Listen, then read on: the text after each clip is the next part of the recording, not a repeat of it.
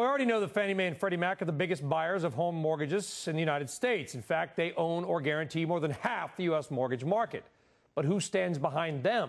The Federal Housing Authority, or FHA. Now, that's a bit of a question on how stable and responsible the FHA is. Joining us now is Jeffrey Taylor, co-founder of the forensic accounting firm Digital Risk. Jeffrey, thanks for joining us. Thank you for having me. How serious are these issues? I think they're very serious, but I think we're also in the midst of a transformation at FHA. FHA traditionally has been a super insurer. They operate out of 4 operating centers. They basically look at 7 to 10% of the loans that are insured to make sure they follow the guidelines for insurance. 7 to 10% of the loans. That's it. That's it. 7 to 10. So at best, 1 in every 10 loans gets looked at, and then I guess they just extrapolate that up.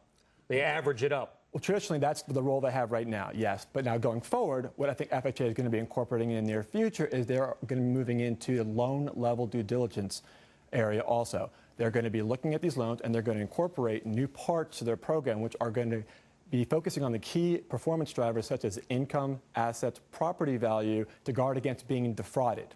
Okay, so let me get this straight. We in the media have been all over S&P, Moody's, and Fitch. Yep. You know, they're not doing enough work to rate debt and that's out there.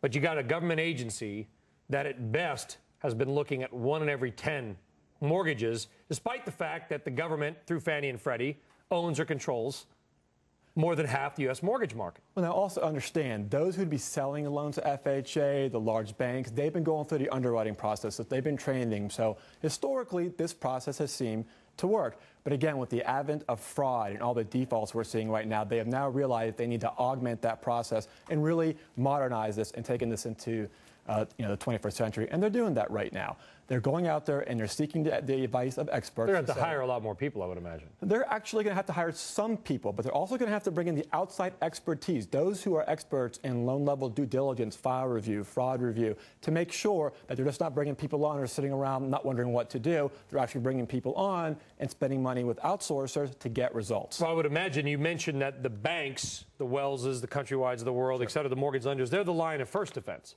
And we know that some of that defense has been a little bit weak across the board. Otherwise, we may not be where we are today. Is the FHA maybe better at this or worse than the private sector? I think the FHA is in a giant learning curve right now because traditionally it's a hell of a time to learn. Well, you know what? These are extraordinary times, right? I mean, every day seems to bring a new reality. But they're bringing themselves up to par, and they're saying, okay, we know what we need to do now. Now they need to implement it. The key question here is Congress going to give them the funds for these initiatives, right? They know what they need to do. I think Secretary Montgomery's got a good plan in place, but now they need to be able to execute on that. That means funds from Congress. It sounds like teaching little Dieter to drive by putting him on the Autobahn. You know, letting him go. It is. But, I mean, these days, who would have thought Bear Stearns, 12 months ago? So, but at least they have a plan. They realize that, and now they need to execute upon it. And they're consulting with outside advice like firms like ours to make Digital sure Risk. Jeffrey Taylor of Digital Risk. Maybe good times for your business, Jeffrey. Yep. Thank you very much. Thanks very much. Appreciate it. All right, let us get the